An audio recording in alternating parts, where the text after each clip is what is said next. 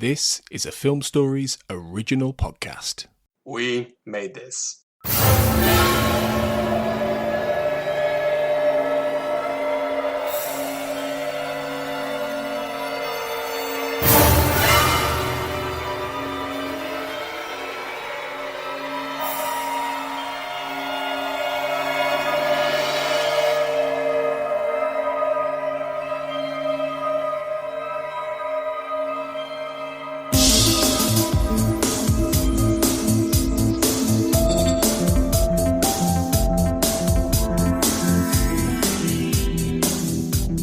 Welcome to the X-Cast. The truth is in here. This is our special Fight the Future Minute podcast. I'm your host, Marlene Stemme. You're listening to our coverage of minute 87 of the X-Files Fight the Future. This minute begins at 86 minutes with the transition between the fiery car blast of the car bomb that presumably killed the well-manicured man and transitions into the snowy Antarctic through which Mulder will drive his snowplow. It ends at 86 minutes and 59 seconds with Mulder looking at the dashboard of the snowplow. To discuss this minute, I'm joined by X-Cast patron Annie Flowers in her first appearance in Fight the Future Minute. Welcome to Fight the Future Minute, Annie. Hi, thank you for having me. Yeah, thanks for joining us. Because you're a new guest to Fight the Future Minute, we have not heard your story of your first Fight the Future viewing. If you want to just tell us when you first saw the movie and what your impressions were, and then also what you would rate Fight the Future on a scale of 1 to 10. Well, I first saw it the week that it came out. I saw it that Friday. I feel like school had just ended, and my best friend and I went to like an 11 a.m. showing. I was about 14 years old, and we were super excited, super nerding out about the whole thing. We couldn't believe that we were getting a movie when, you know, year after year, we just didn't know if there would be another season. We saw it in a pretty full theater. Obviously, you know, Mulder and Scully got claps, CSM got claps. It was a Skinner, obviously. It was really one of the most satisfying movie-going experiences I've ever had as a fan. And what would I rate it on 1 to 10? I don't know. I want to say 10. I know it's not perfect. And my views of the movie have changed over the years, but I feel like I can't separate that nerdy 14-year-old reaction from how I feel now. Like, it's just always going to be awesome and this cool summer blockbuster, and I guess I'm at a 10. I still get really excited. Yeah. I think that the experience of a movie can be different than what you would analyze it to be, too. So that makes a lot of sense. Yeah, absolutely. Yeah, that's great. Okay, well, we'll go ahead. We'll get started with the minute. When we first begin, we have the visual segue between the burning car with the death of the well-manicured man, or the presumed death of the well-manicured man, to the tundra. And this is at least 20 seconds of ice and snowy landscape. And then we have the time and place stamp of Wilkes Land, Antarctica, 48 hours later. And we see the snowplow that's very tiny in the distance.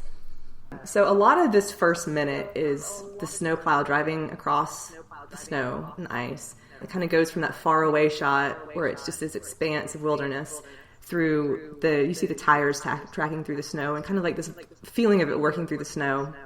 And a medium shot gradually closing in on the shot of Mulder driving the snowplow, and he's wiping off the windshield to see where he's going. So you sort of have the idea, I think, that he's been at it a while, you know, at that point.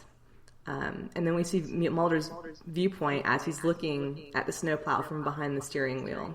So there's not a lot of action in this minute, but I think there's a lot of the scenery and the wind and the ambiance of it that lets us know that it's this isolated location that he's been at for a while. So what were your thoughts on that first part of the minute? Initial thoughts are cold, obviously. I live in New England, and I am not a big fan of the cold.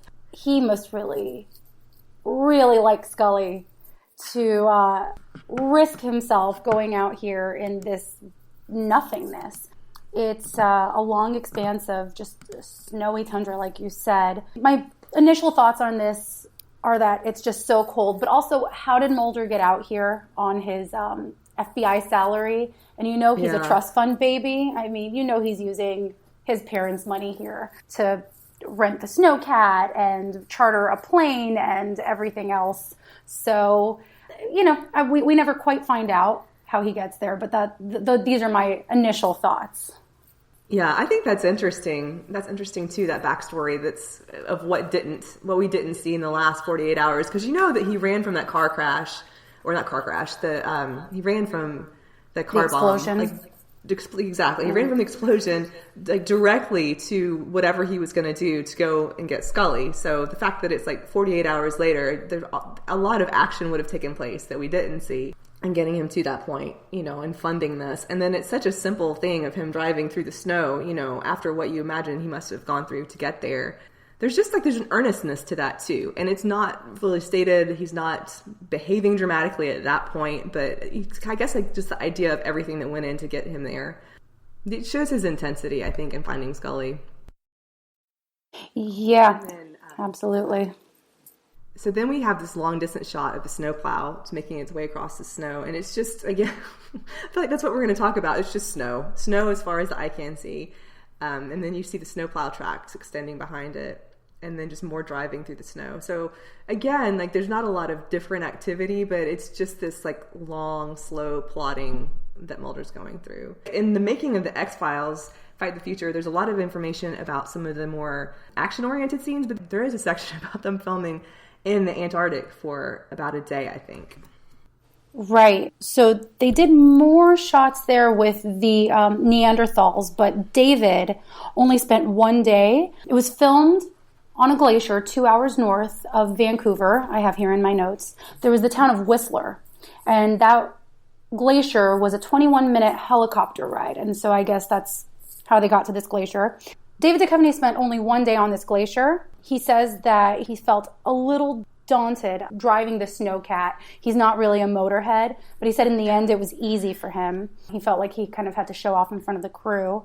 He also said that he was deeply impressed with the location's unnatural beauty and majesty.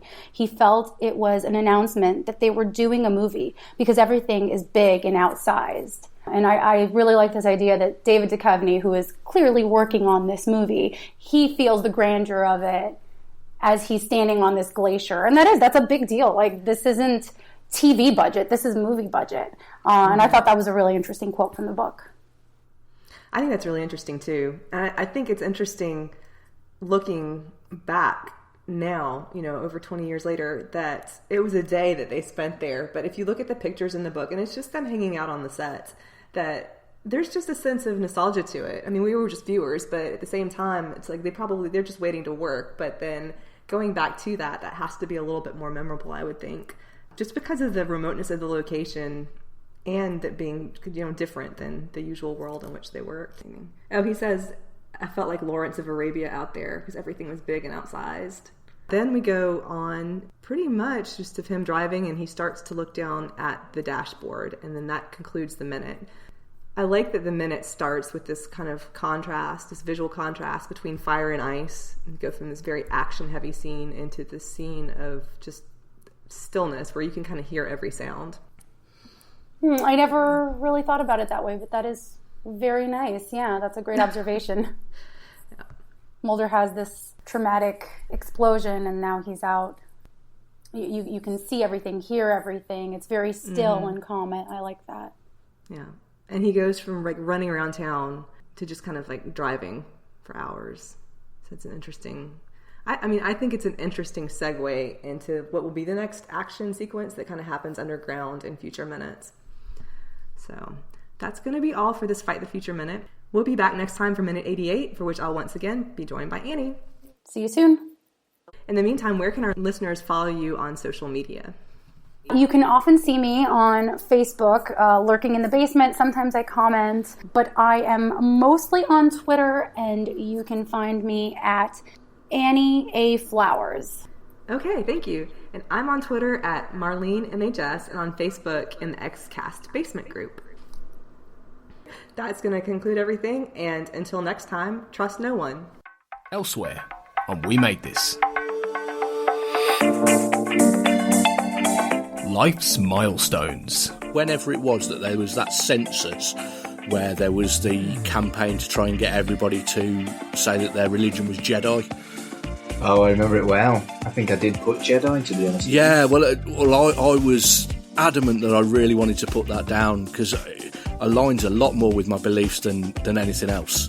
You know, Star Wars has always been there for me. But yeah, that's when my mum was saying, "No, we had you christened," and I ended up losing that one. And then when I lived on my own for a later census, I just, by that point, just put non-religious. I'm in a band podcast. Flaming Lips did a gig and they were all in bubbles. So the whole band, you know them big bubbles you get that you can play football in? The whole band were in them and all the people in the crowd were in one of them. I'd go to the gig with a pin and fucking ruin everyone's evening. I think you need a big pin. Then you have to get out of your bubble first with your pin. They're going to see you. You have a bubble with a pin on it. Or like you're like a sea urchin just going around causing chaos. Rolling around. Could you have a fag enough? I suppose you could get your own bubble, innit? Frame to frame.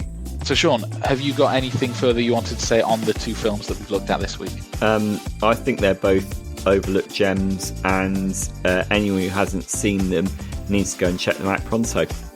Enough said. I agree with you. We could have also called the theme for this week "Nerdy White Guy Tries to Find Love." But are you having a go at me there? No, I'm just saying because I bore my heart when talking about the way back. I thought you were having a pop at me there. No, absolutely not. I'm just saying that's what we could have called the theme for this week. I mean, we could have done. It could have been like, you know, podcaster recalls painful memory of riding bike in front of girl. Check out all of these shows and more on the We Made This podcast network.